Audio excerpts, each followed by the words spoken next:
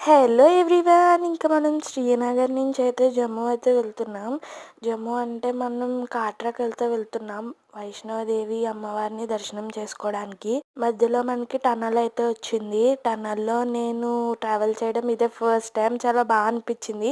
ఇది చాలా పెద్ద టన్నల్ అనమాట. చాలా ఎక్కువసేపు ఉంది టన్నల్. చాలా కూల్గా ఉంది. నేనైతే ఇలా రెడీ అయ్యా. కాఫీ కోసం మధ్యలో ఆగాము.